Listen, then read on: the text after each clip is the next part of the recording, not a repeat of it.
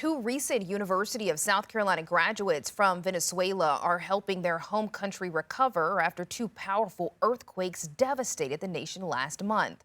Officials say the disaster claimed more than 3,800 lives, injured more than 16,000 people, and left nearly 18,000 without a place to call home. This week, I was able to speak with the graduates who are on the front lines of this relief effort. For USC graduates Aquiles Arita and Paulina Mejia, a day spent with friends in Venezuela.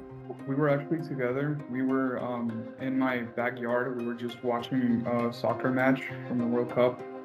I was about to throw something on the grill just for my friends. Turned into a moment they will never forget.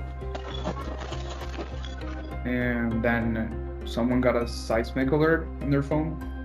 And 10 or 15 seconds later, the house started shaking a little bit. And after 10 seconds of it shaking a little bit, it started shaking a lot, like very violently.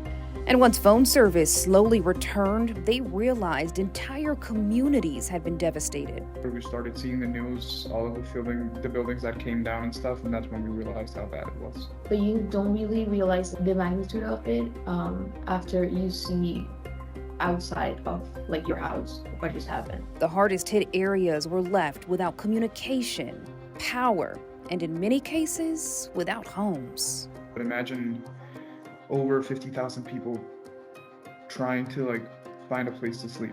Aquiles says the destruction in La Guaya, a coastal area about 40 minutes from Caracas, was difficult to put into words. It's devastating because there's not enough people, there's not enough hands.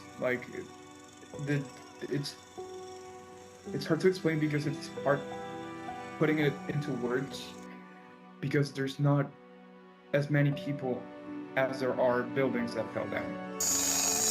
And while thousands were searching for loved ones, Paulina and Aquiles began searching for ways to help. My mom, she works at a local hospital here. So I just try to go with her and help the people that we could help.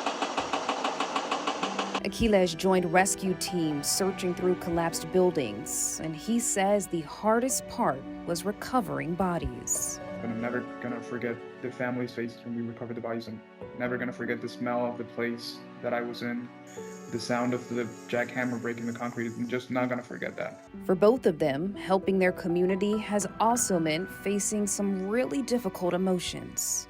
I think part of me hasn't still processed the whole thing. I just still cannot believe what just happened. And I just feel, part of me feels very grateful that my family is fine and that we're all okay. But the other part of me feels kind of a little bit guilty that I'm okay and other people are not. Still, they say gratitude is what keeps them moving forward. This is my people, we were born and raised here. These are the people that we live among. I feel like if it was us in that position, people will try to help to us.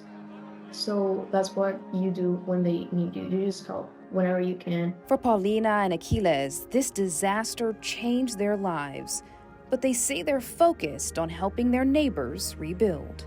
We live with our people all this time and just imagining what they've been going through and knowing that we can do something about it. It's just we have to. We're healthy and thankfully nothing happened to us.